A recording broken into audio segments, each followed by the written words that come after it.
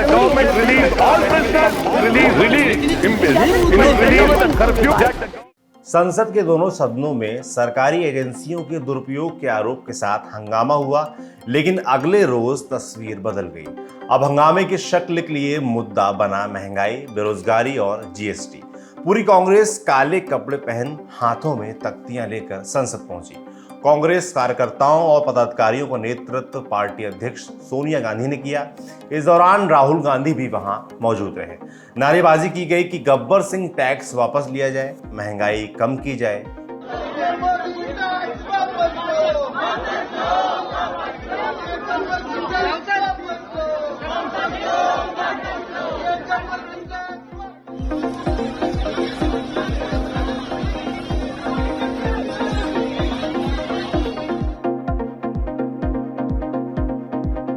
ये तस्वीरें आपने देखी।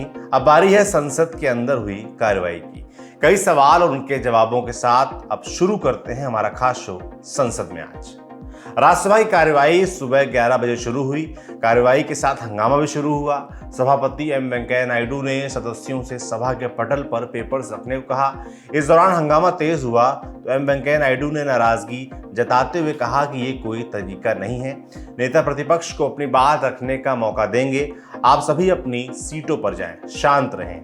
आप अपना प्रोटेस्ट कीजिए, लेकिन जो कुछ करना है बाहर कीजिए। हालांकि अपील का कोई फर्क नहीं पड़ा। कार्यवाही को 11:30 बजे तक के लिए स्थगित कर दिया गया। 11:30 बजे सदन की कार्यवाही फिर से शुरू हुई। कार्यवाही आगे बढ़ने के साथ सदस्यों ने अपने पेपर सदन के पटल पर रखे। सदन में प्रश्नकाल शुरू हुआ। इसी दौरान केंद्रीय मंत्री अश्विनी वैष्णव ने एक सवाल के जवाब में बताया 2014 से 2022 के बीच में भारतीय रेलवे ने कुल मिलाकर 3,50,204 लोगों को नौकरी दी है। अश्विनी वैष्णव ने आगे क्या बताया वो भी सुन लीजिए। प्रधानमंत्री श्री नरेंद्र मोदी जी ने जो कमिटमेंट अभी दिया है, जो घोषणा की थी 10 लाख एम्प्लॉयमेंट की, उसमें भी भारतीय रेलवे का बहुत बड़ा योगदान रहेगा। आपने जो कहा है मैं उसी पे आ रहा हूँ। माननीय सांसद महोदय ने जो कहा है 10 लाख एम्प्लॉयमेंट का जो अनाउंसमेंट है उसमें भी उसमें भी माननीय चेयरमैन सर, उसमें भी करीब उसमें भी 1,40,000 रोजगार रेलवे में होंगे। तो ये एक बहुत बड़ा रोजगार का माध्यम है और रेलवे उसके प्रति पूरा जस्टिस कर रही है। बल्कि इसी वर्ष में अब तक 18,000 एम्प्लॉयमेंट के ऑफर्स दिए जा चुके हैं। कुछ लोग ऐसे भी हैं जो कि 10-20 हज़ार इधर उधर अनाउंसमेंट करते हैं, उसकी बहुत बड़ी पब्लिसिटी करते हैं। यहाँ तो हमने एक्चुअल इतने एम्प्लॉयमेंट दिए। प्रश्नकाल समाप्त होने के साथ उपसभापति ने कहा कि राज्यसभा के सभापति एम वेंकैया नायडू 10 अगस्त को अवकाश ग्रहण कर रहे हैं। सदन 8 अगस्त को उन्हें फेयरवेल देगा। इसके चलते उस रोज शून्यकाल नहीं होगा ताकि अलग अलग दलों के सदस्य विदाई भाषण दे सकें। इसके बाद सदन की कार्यवाही दोपहर 2:30 बजे तक के लिए स्थगित कर दिया गया। कार्यवाही फिर शुरू होने के साथ private members legislative business bills पर चर्चा शुरू हुई। कार्यवाही पहुंची स्वास्थ्य के अधिकार बिल 2021 तक, जिसे पिछले दिनों मनोज झा ने पेश किया था। इस पर स्वास्थ्य एवं परिवार कल्याण मंत्री डॉक्टर मनसुख मांडविया ने कहा कि हम मनोज झा की सोच के अनुरूप काम कर रहे हैं। ऐसे में वो अपने इस बिल को वापस लें। और आने वाले दिनों में आपका सम्मानीय सभी सदस्यों का हमें हमेशा सुझाव मिलते रहे, ताकि हम आने वाले दिनों में और जोश से हमारा हेल्थ एक्सेसिबल और एफोर्डेबल कर सके और हमारा मनोज भाई की जो भावना है वो भावना को हम अच्छी तरह से चरितार्थ कर सके। यही दिशा में जो मनोज भाई सोचते हैं वही दिशा में हम सोचते हैं। इसलिए मनोज भाई को मेरी रिक्वेस्ट है कि जो आपकी भावना है, भावना के मुताबिक हम काम कर रहे हैं, इसलिए आप आपका बिल वापस लें और आपकी भावना को पूरी करने के लिए हम हमेशा सतर्क रहेंगे और हमेशा कोशिश भी करते रहेंगे। Thank you. क्या चाहिए? डॉक्टर मनोज झा ने इस पर क्या कहा वो भी सुनते जाइए। माननीय हेल्थ मिनिस्टर साहब ने मुझसे आग्रह किया कि समग्रता में उन्होंने बात रखी कि मैं बिल वापस ले लूं। सर, दिल तो नहीं कह रहा है बिल वापस लूं, लेकिन दिमाग कुछ और कह रहा है। तो दिल और दिमाग का ये पुराना झगड़ा है। मैं बहरहाल सर आपके माध्यम से कहना चाहूँगा कि आंकड़े बड़े मिसलीडिंग होते हैं सर। ग्रेजुएशन में समझा था कि आप कहिए कि 48% इस बार था, अगली बार 58 किया। टोटल बजटरी आउटले का क्या प्रोपोर्शन, ये महत्वपूर्ण है।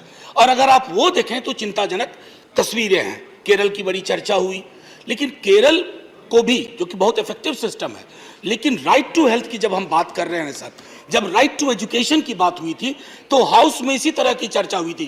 क्या जरूरत है ये बिल्डिंग बना देना, कैंपेन चला देना, चलो सब स्कूल की ओर, लेकिन राइट टू एजुकेशन का एक लेजिस्लेटिव फ्रेम देना सर, वो बहुत महत्वपूर्ण है। राज्यसभा की कार्यवाही आगे बढ़ी, लेकिन अब बारी है लोकसभा की।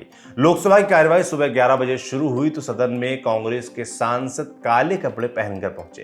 कार्यवाही शुरू होने के साथ लोकसभा अध्यक्ष ओम बिरला ने सभी सदस्यों को पूर्व सांसद भीम प्रसाद धल के निधन की जानकारी दी। साथ ही हिरोशिमा और नागासाकी परमाणु हमले की बरसी पर वहां जान गंवाने वाले लोगों को श्रद्धांजलि अर्पित की गई। लोकसभा में प्रश्नकाल के साथ हंगामा भी शुरू हुआ। सदस्यों ने सवाल पूछे, संबंधित विभागों के मंत्रियों ने इनके जवाब दिए, लेकिन हंगामा नहीं थमा। हंगामा तेज होने पर लोकसभा अध्यक्ष ओम बिरला ने क्या कहा, सुन लीजिए। ये तरीका ठीक नहीं है आपका। दुनिया देख रही है आपको देश की जनता ने चुनकर भेजा। माननीय सदस्यगण, ये व्यवहार आपका उचित नहीं है। प्लीज बैठिए, अपनी सीट पर विराजे। हंगामे के बीच सदन की कार्यवाही को दोपहर 12 बजे तक के लिए स्थगित कर दिया गया। लोकसभा की कार्यवाही दोपहर 12 बजे फिर से शुरू हुई। सभा पटल पर सदस्यों ने पेपर्स रखे। सदन में शून्यकाल के दौरान सदस्यों ने अलग अलग सवाल रखे।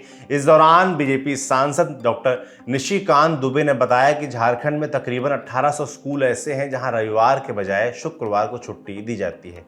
इतना ही नहीं, निशिकांत दुबे ने कहा कि झारखंड राज्य में इस्लामीकरण हो रहा है। सुनिए पूरी बात।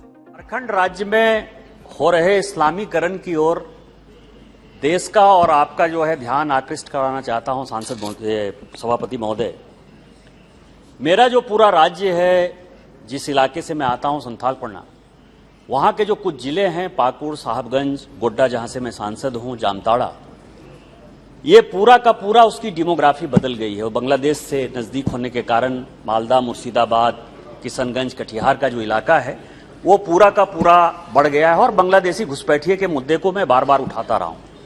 लेकिन अभी जो सबसे महत्वपूर्ण आया है कि माननीय अटल बिहारी वाजपेयी जी ने जब सर्व शिक्षा अभियान चालू किया गरीब बच्चों को निःशुल्क शिक्षा देने के लिए, तो 1 किलोमीटर के रेंज में जो है प्राथमिक विद्यालय बने, 3 किलोमीटर के रेंज में मध्य विद्यालय बने और 5 किलोमीटर रेंज में जो है वो हाई स्कूल बने।